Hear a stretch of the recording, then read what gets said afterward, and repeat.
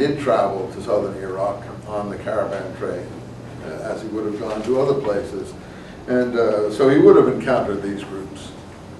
In addition, these groups were penetrating the Arabian Peninsula. These are sectarian groups. So this is pure apocalyptic Judaism here. Where does he get it from? The angel? Yeah, that's one possibility, and that may be the believer's preferred communication process. In academia, we may think that it's a more complex matter. That's the point. And you're the one who decides that for yourself. If you're a believer, go the way of the believers. If you are a scholar, academic, go the way of the scholar academics.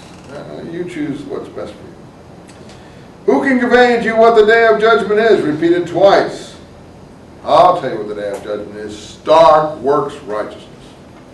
Now, when I speak about works righteousness, I'm in another debate familiar to us who know about Judaism and Christianity. What's that debate? Well, in case you don't know it, it's the debate between the letter of James and the Paul letters. We call it the Paul-James dispute. James says you are saved by works, or if you like, works and faith working together, and is attacking an adversary who seems to be similar to Paul, if not Paul, who he calls a dumb man, a stupid man, a jerk. Don't you know, oh empty-headed man, who seems to be saying that Christians or whoever are saved by faith in Christ. Don't you know that, and Paul in his letters where he announces this is in at least 2, if not 3 different letters. It's strong in the letter to the Romans, strong in the letter to the Galatians, and it's strong in the letter to the Hebrews, but in fact the letter to the Hebrews is not considered to have been written by Paul, but by some of his disciples. And whatever, it's strong in those 3 letters, and all those letters then cite Abraham. That Abraham was saved by his faith, a passage from Genesis 15:6, and Abraham's faith was counted for him as righteousness. And so they use that, take it out of context, and say that's how Abraham's faith was saved, and our faith is the faith of Abraham. And that's what Muslims are saying. Our faith is the faith of Abraham. Islam is the original monotheism of Abraham. So this is nothing but a Pauline argument, reformulated in Islamic terms. But the James letter opposes it. But James also, in the James letter in the New Testament, says, oh, you empty man who think that you're saved by faith. That's not how Abraham was saved. Abraham also was saved by works, in that he was willing to sacrifice his son Isaac. Now, in Islam, this is the sacrifice of Ishmael. Okay, it doesn't matter how you see it, but I think it's not a very strong example. I think it's a strong argument, but not a good example.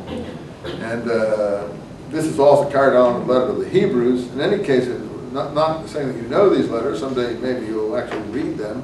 I didn't read them until I was 35 or 40 years old, so I'm not asking you to do any better than I did. If you can get through Paul's letters when you're 40, you're lucky. They are very boring things, unless you're someone who's really hyped up on religious ideas, then you'll read them. But Gospels are for the average person, they're more colorful. But the letters of Paul is where the doctrines of Christianity are set forth. And we call it Pauline Christianity. In any case, James opposes it and says, Abraham was also saved by works, so that's how we're saved, you dumbo. Faith and works working together. And that's how Muhammad is going to say Muslims are saved.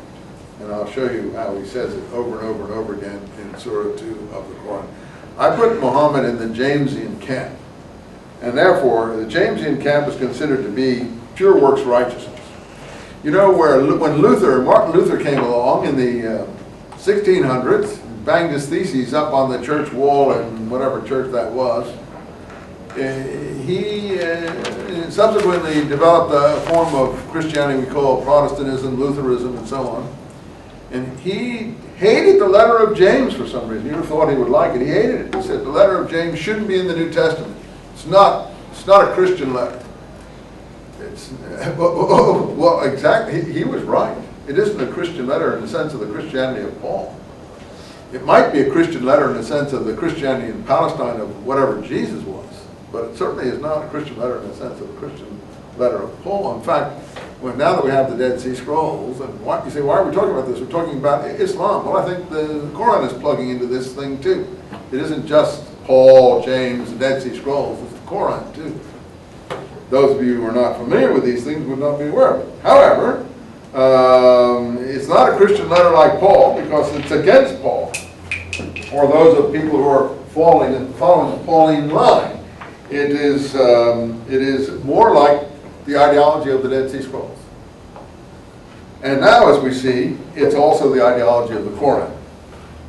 And Muhammad, goes down